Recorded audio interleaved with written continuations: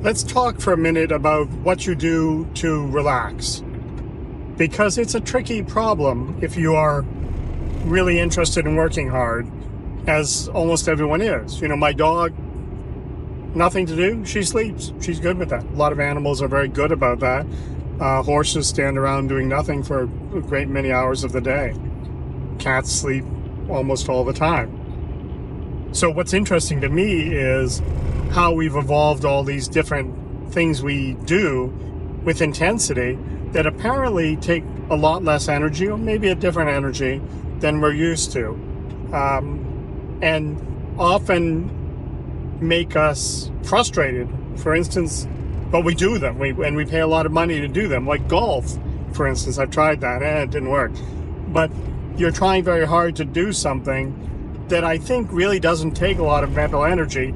And then the trick is you have to learn to like that thing and kind of learn that it is making you happier or more rested.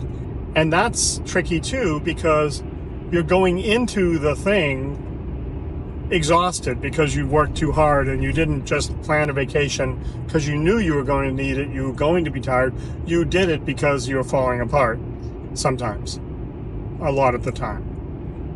So for the perfect relaxation, you need something that seems to have a purpose, that gets you to something that maybe has a purpose but is a lot less work, and maybe is enjoyable and makes you feel valuable and powerful and things like that. So some examples: golf. It's frustrating. It's something that, I don't know, you know if you know. But also think about a vacation or a pilgrimage, for that matter. You are taking the trek to go somewhere special, and where you will be treated in luxury sometimes, or sometimes you'll be camping or something like that, and it seems like a lot of work, or you feel lousy, and it's okay that you feel lousy.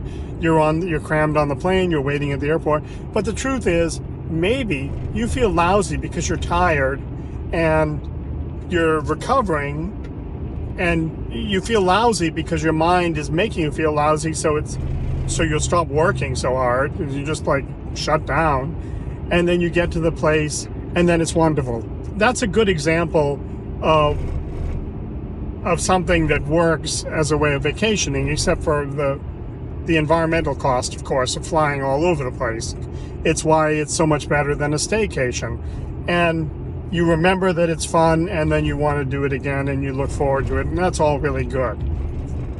So what do you think is a good sort of vacation? Another example might be that you go to church and you feel that it's very important to worship God. I'm not saying it's not, but that worship is not mentally intensive. You're meditating, you're reciting prayers, you're singing, all things that are very good for you, and you learn over time that that's a net gain for you, because you're learning to relax and have an easy time.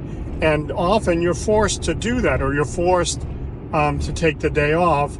The Hasidic Jews, the Orthodox Jews, are an extreme of that, where they're not allowed to work on the Sabbath, and they have to get people to turn the light on for them, but that works for them.